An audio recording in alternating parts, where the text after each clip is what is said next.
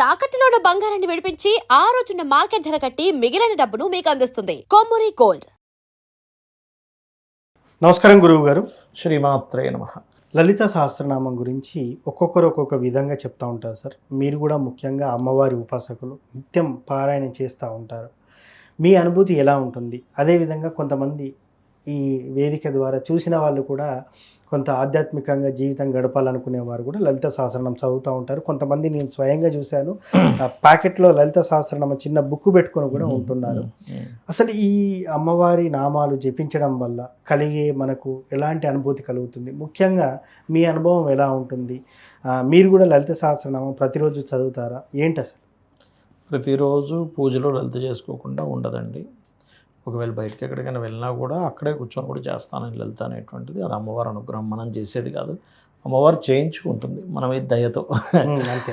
అయితే ఇక్కడ ఏంటంటే అన్ని నామాల కంటే లలిత సహస్రనామాలకి గొప్పగా చెప్తూ ఉంటారు. ఎందుకు అంటే ఏ నామాలైనా మనుష్యులు రచించినది, లలిత ఋషి ప్రోక్తంగా వచ్చినటువంటిది, లేకపోతే సిద్ధుల ద్వారా అలా ఆ రకంగా వచ్చింది. కానీ లలితా సహస్రనామాలు మాత్రం దేవత ద్వారా, అంటే అపౌరుషములు అంటారు. అమ్మవారిలో నుంచి 8 కిరణాలు బయటకు వచ్చి లలితా సహస్రనామాలు చెప్పడం జరిగింది. వసిన్యాది వాగ్దేవతలు అంటారు వాళ్ళని. సో అది దేవత నుంచి వచ్చినటువంటిది కాబట్టి అంత గొప్పది. అందుకే వాటిని రహస్య సహస్రనామాలు అంటారు. అంటే రహస్యంగా ఉంటాయి అందులో, మళ్ళీ చూడ్డానికి నామంగా ఉంటుంది కానీ అందులో అంతర్గతంగా ఆ యొక్క ఎనర్జీ అనేటువంటిది ఉంటుంది, గొప్ప ఎనర్జీ అనేటువంటిది ఉంటుంది. అయితే ఈ నామాల్లో చాలామంది చెప్తున్నటువంటిది ఏంటంటే అందరూ చదవకూడదు, అది పూర్తిగా తప్పు. అందరూ చదవచ్చు, కాకపోతే తప్పులు చదవకూడదు. ఓకే. నువ్వు బ్రాహ్మణుడు అయినంత మాత్రం తప్పు చదవాలని రూల్ లేదు. నువ్వు వేరే మతస్థుడు, వేరే కులంలో పుట్టినంత మాత్రాన నువ్వు మాత్రం తప్పు చదవకూడదు, వీళ్ళు తప్పు చదవచ్చు అని రూల్ ఏం లేదు. అందరూ కరెక్టే చదవాలి. ఇక్కడ వాళ్ళు చదవాలి, వీళ్ళు చదవచ్చు అని కాదు. అందరూ చదవచ్చు, అందరూ కరెక్ట్ చదవాలి, ఎవరు తప్పు చదవకూడదు. తప్పు చదవడం వల్ల ఫలితం మారిపోతుంది, అంతే, అంతకుమించి చేయలేదు. ఆవిడకేం కోపం రాదు, ఆవిడేం సోలం పట్టుకుని వచ్చి గుచ్చేది మనల్ని, లేదా చెరుకు గెడతో వచ్చేం కొట్టదు. మనం తప్పు చేసాం అంతే అక్కడ. ఒకటి. రెండో విషయం ఏంటంటే లలితా సహస్రనామాలు కనుక రోజూ చదివే వ్యక్తికి అతనిని ఎటువంటి బ్లాక్ మ్యాజిక్ కానీ ఎటువంటి దుష్ట శక్తి కానీ అతన్ని పీడింపదు.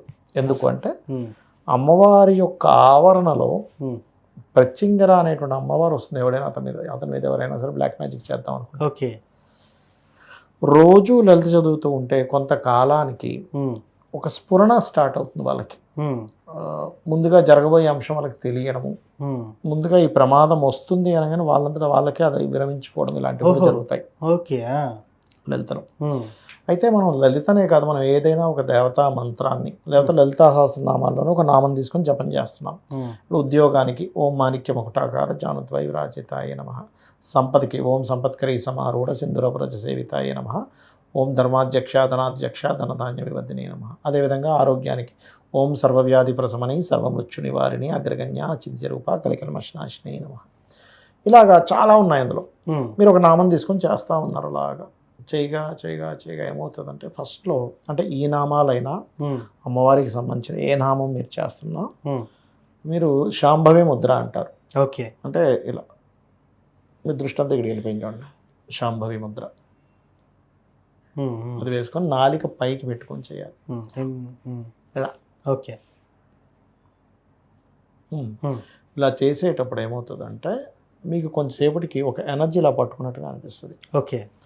రెండవది, కొంతకాలం మీకు అమ్మవారి యొక్క సిద్ధి కలుగుతుంది అన్నప్పుడు గజ్జల చప్పుడు వినిపిస్తుంది.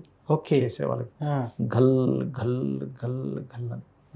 ఒక్కొక్క అవతారాన్ని చేసేటప్పుడు దశమహావిద్యలు ఉన్నాయి. దశమహావిద్యలో ఒక్కొక్క అవతారాన్ని ఒక్కొక్క రూపాన్ని చేసి ఒక్కొక్క రకమైన అనుభూతులు వస్తాయి. కొంతమందికి మాతంగి లేకపోతే శ్యామల అంటారు, ఆవిడనే శ్యామల మాతంగి అమ్మవారు. అమ్మవారు చేసేటప్పుడు కొంతమందికి వీణ శబ్దం వినిపిస్తుంది, ఆ మంత్రమే వీణలా వినిపిస్తుంది చెవులోకి. ఓకే. ఓకే. చేయగా చేయగా మనిషి ఒక రకమైన స్థితిలోకి వెళ్ళిపోతుంది, దర్శనం జరుగుతుంది అమ్మవారిది. స్వప్న దర్శనం, స్వప్నం జరగవచ్చు, డైరెక్ట్ కనిపిస్తుంది అమ్మవారు. ఓకే. మీరు అలాగా ఉండగా కొన్ని సెకండ్ల పాటు ఇలా అమ్మవారు కనబడుతుంది, మాయమైపోతుంది. అది మీ ఊహ మాత్రం కాదు, ఊహించుకోవడం వేరు మళ్ళీ. ఓకే. కొంతమంది అమ్మవారిలా ఊహించుకుంటారు, ఊహించుకోవడం కాదు, కనబడుతుంది. ఓకే. ఇంకా మీకు స్టేజెస్ వెళ్తున్నా కదా పక్కన వచ్చి కూర్చున్న ఫీలింగ్ తెలుస్తుంది, మిమ్మల్ని ఇలా తడుగుతున్నట్టు తెలుస్తుంది. ఓకే.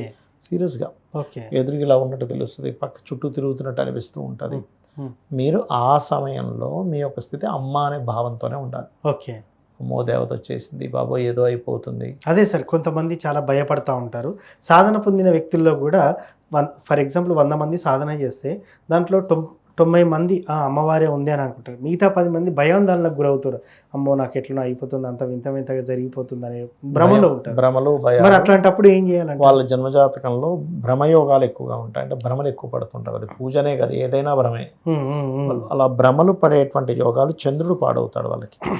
అప్పుడు వాళ్ళు ఎక్కువగా ఫస్ట్ దుర్గానామాన్ని చేసుకోవాలి. ఏం దుర్గానామం? ఓం దుమ్ దుర్గాయ నమః సరిపోతుంది. ఎప్పుడైనా చదువుకోవాలి. అంటే వాళ్ళకి భ్రమలు తొలగిపోతాయి. Okay okay. దుర్గా దుఃఖనాశిని, అంటే దుర్గాదేవి యొక్క అనుగ్రహం కలిగితే మనకు దుఃఖాలు దూరం అవుతాయి. ప్రతిరోజు 108 సార్లు చదువుకుంటే బెటర్. చదువుకున్నా సరిపోతుంది. 48 నిమిషాలు చేయమంటాను నేను ఏమంటాను. అవునవునవును. ఒక ముహూర్త కాలం చేస్తే ఏమవుతుందంటే ఫస్ట్ మీకు భ్రమలు పోతాయి. అంటే కొంతమంది ఏమీ లేకపోయినా ఏదో వచ్చిందని భ్రమపడుతూ ఉంటారు, ఏదో జరిగిందని భ్రమపడుతూ ఉంటారు. ఈ భ్రమల నుంచి బయటపడతాడు ఫస్ట్ మనిషి. అది సో ఈ అమ్మవారి యొక్క ఆరాధన చేసేటప్పుడు ఫస్ట్ మీకు మీ మైండ్లో రావాల్సింది ఏంటంటే అమ్మ, సొంత అమ్మని. ఇప్పుడు మీరు ఉన్నారు, మీ అమ్మగారు వచ్చారు అనుకోండి, మా అమ్మ అని చెప్తారు ఓపెన్గా. కానీ నేనేమంటానంటే ఆ అమ్మవారిని చూసినప్పుడు మా అమ్మని, సొంత అమ్మని చూసినప్పుడు ఏ ఫీలింగ్తో అమ్మ అంటామో అంతే సేమ్ యాజ్ ఇట్ ఈజ్, ఒక్క రవ్వ కూడా తగ్గకుండా అమ్మ అనే ఫీలింగే రావాలి మీకు. ఓకే. అప్పుడు మీకు ఎటువంటి భయము ఉండదు. ఓకే. ఇప్పుడు మీరు ఉదాహరణకి అంటే ఏ ఫీలింగ్ కలుగుతుంది అంటే, ఈరోజు ఒకరోజు మీ అమ్మగారు మీకు చికెన్ వండి పెట్టింది, మంచి బిర్యానీ చేసి పెట్టింది. తర్వాత రోజు ఏదో మజ్జిగన్నం పెట్టింది. వెంటనే మీరు నేను నా చికెన్ వండి పెట్టిన వాళ్ళు మజ్జిగన్నం పెడతావా అని అన్నారు. అవును. ఎందుకు అన్నారు? తల్లిగా అమ్మ. ఆ స్థితి ఎలా వెళ్ళిపోతుందంటే ఈరోజు బాగున్నా బాగోపోయినా అమ్మే. అంతే. నేను నాకు ₹1,00,000 శాలరీ వచ్చింది, ఈరోజు శాలరీ లేట్ అయింది, 4 రోజుల దాకా శాలరీ ఇవ్వలేదు అని వెంటనే నువ్వు దేవుడి మీద ఇదవవు. అంతే. అవును. అమ్మ నన్ను చూసుకుంటుంది. అమ్మ ఈ లౌకికమైన చిన్న చిన్న విషయాల దగ్గర ఉండడు. ఇంకా చాలా సందర్భాల్లో అంతా దేవుడే చూసుకుంటారని సగం మంది భారం వేస్తూ ఉంటారు. కొంతమంది నమ్మకంతో వేస్తూ ఉంటారు, మరి కొంతమంది గుడ్డిగా వేస్తూ ఉంటారు. దీనికి మీరు ఏం సమాధానం చెప్తూ ఉంటారు? మీరు కాళ్ళ మీద నిలబడతారు కదా. అవునండి. మీరు కాళ్ళ మీదే నిలబడతారా, లేకపోతే నమ్మకంతో నిలబడుతున్నారా, లేకపోతే అంటే కాళ్ళ మీద నిజంగా నిలబడుతున్నారు నమ్ముతున్నారా, నమ్మకం లేకుండా నిలబడుతున్నారా? కాళ్ళ మీద నమ్ముతున్నామనే కదా. మీరు నమ్మినా నమ్మకపోయినా కాళ్ళ మీద నిలబడుతున్నారు, భూమి మీద నిలబడుతున్నారు కదా. అంతే కదా. అవును కదా. ఎలాగైతే మీరు భూమి మీద మీ కాళ్ళ మీద మీరు నిలబడుతున్నారు అనేది ఎంత సత్యమో, అమ్మవారు నడిపిస్తుంది అనేది కూడా అంతే సత్యం. మీరు నమ్మినా నమ్మకపోయినా, గుడ్డిగా నమ్మినా అసలు నమ్మకపోయినా, ఏదైనా సరే అమ్మవారే నడిపిస్తున్నారు. అక్కడ భగవంతుడు అన్నీ నడిపిస్తున్నాడు. కాకపోతే నమ్మినవాడు జ్ఞానంతో ఓకే నడిపిస్తున్నది అమ్మ అని తెలుసుకుంటున్నాడు. తెలవని వాడే అదేం లేదు అంటున్నాడు.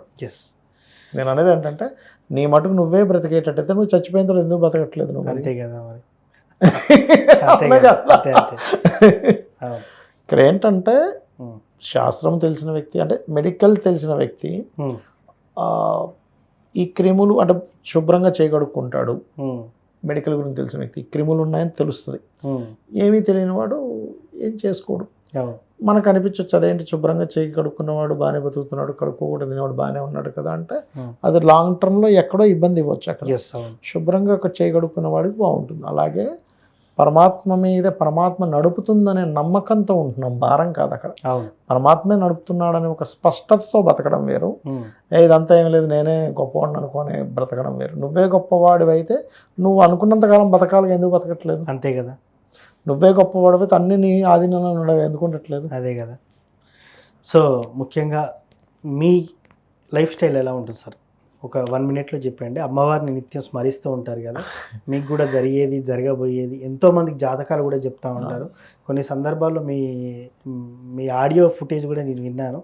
మీరు ఫలానా డ్రెస్లో ఉన్నారు, అమ్మాయికి ఇలా జరిగింది, గతంలో ఒకరితో సంబంధాలు ఉన్నాయి, ఇట్లా ఓపెన్గా చెప్పేస్తూ ఉంటారు. అంటే జాతకం చూస్తేనే తెలుస్తుందా, అది ఉపాసన బలం అంటారా? మరి మెయిన్ జాతకం ఉపాసన రెండు ఉంటాయి. అంటే ఎవరికైనా కూడా ఏ జ్యోతిష్యులకైనా ఉపాసన అమ్మవారు పలికిస్తుంది, ప్లస్ జాతకం భాగం కూడా ఉంటుంది. ఏం లేదండి, ఇక్కడ ఏంటంటే మనం ఉపాసిస్తున్నాం అనడం కంటే కూడా అమ్మవారు మనకు అదృష్టం ఇచ్చింది. అమ్మవారిని ఉపాసించే యోగాన్ని మనకి ఇచ్చింది, మనం అదృష్టవంతులు అని కూడా. మనం ఏదో ఉపాసిస్తున్నాం అనేది గర్వం అవుతుంది.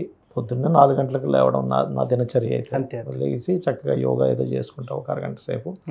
దాని తర్వాత ఇంకా పూజాది కార్యక్రమాలు ఉంటాయి. దాని తర్వాత ఇంకా షూటింగ్స్, కాల్స్, గోశాలకు వెళ్ళడం, మళ్ళీ ఈవినింగ్ టైం మళ్ళీ కూర్చొని మళ్ళీ అనుష్ఠానం చేసుకోవడం, రాత్రి వరకు ఏవో ఉంటాయి కదా వాళ్ళ డౌట్స్ వీళ్ళ డౌట్స్ ఉంటే క్లియర్ చేసుకోవడం, కాసేపు ఫ్యామిలీతో గడపడం, నిద్రపోవడం, ఇంతకుమించి ఉండదు అక్కడ స్పెషల్. సో నిత్యం అయితే ఎప్పుడు కాల్స్ అపాయింట్మెంట్స్లో అందుబాటులో ఉంటారు అందరికీ. ఉంటాను.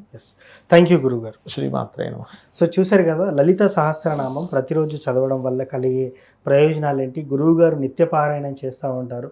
సో గురువు గారి అనుభూతి కూడా మనం తెలుసుకున్నాం ఈ సందర్భంగా. ఇది లలిత సహస్రనామం యొక్క గొప్పతనం. ధన్యవాదాలు.